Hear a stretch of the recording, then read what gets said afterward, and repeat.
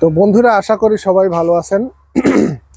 তো আজকে আসছি আমাদের রংপুর পীরগঞ্জের চত্রাহাটের আলতাপনগর জামে মসজিদ দেখার জন্য।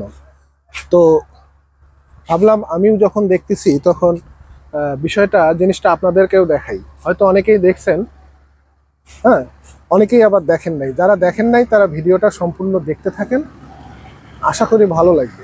এই যে এখানে হাট আছে, চত্রাহাট থেকে আপনারা এখানে আসবেন, অনলি 1 কিলোর মতো রাস্তা হবে হাট থেকে। এসেই আপনারা এই আলতাপনগর জামে মসজিদটা পেয়ে যাবেন।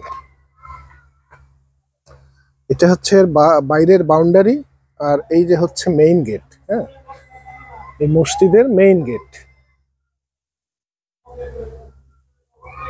তো চলেন আমরা এখন ভিতরে ঢুকি।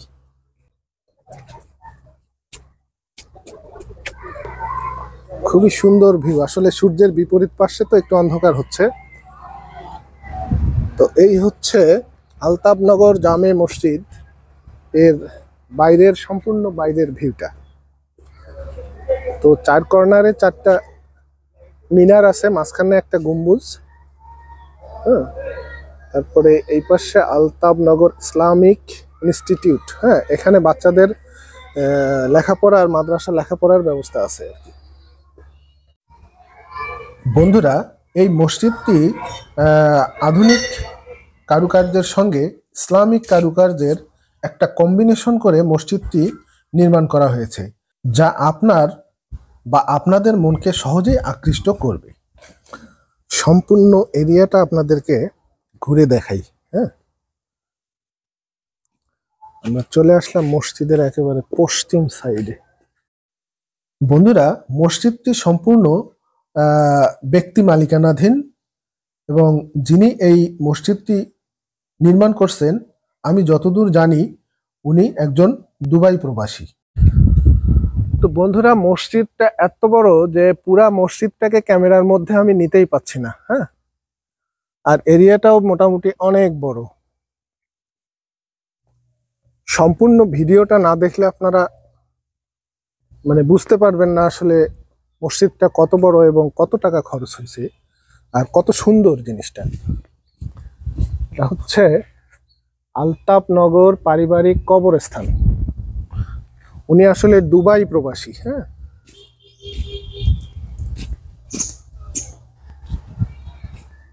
এই মসজিদের আধুনিক নির্মাণ শৈলী দেখে আপনি অবশ্যই অবাক হবেন। পুরা ইয়াটা মসজিদের সামনে যে পুরা মাঠটা পুরাটাই টাইলস করা আর কি, আর সিঁড়িটা মার্বেল পাথর দিয়ে তৈরি করা। তো বন্ধুরা, আমরা এতক্ষণ বাহিরটা ঘুরে ঘুরে দেখলাম। চলেন এখন আমরা ভিতরটা একটু ঘুরে দেখি।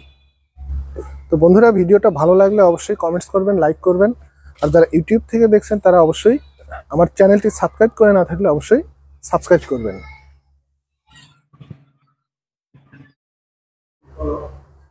তো চলেন আমরা এখন ভিতরে ঢুকি।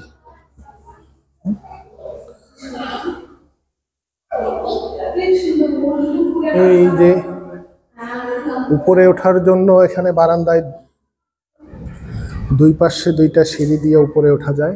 চলেন আমরা একটু উপর থেকে দেখে আসি। মসজিদটা 2 তলা বিশিষ্ট এবং এখানে মহিলাদের নামাজের ব্যবস্থা আছে।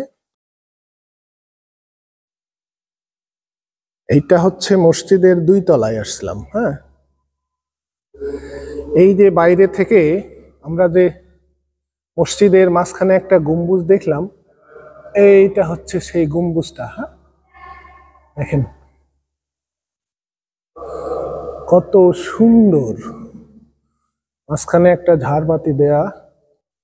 আগেই বলেছি যে এর নির্মাণ শৈলী, আধুনিক নির্মাণ শৈলী আপনাকে অবাক করবে। তো বন্ধুরা, আপনারা দেখতেই পারলেন যে কত সুন্দর কারুকাজ করে তৈরি করা, এবং কত সুন্দর সেই মসজিদের কারুকাজ।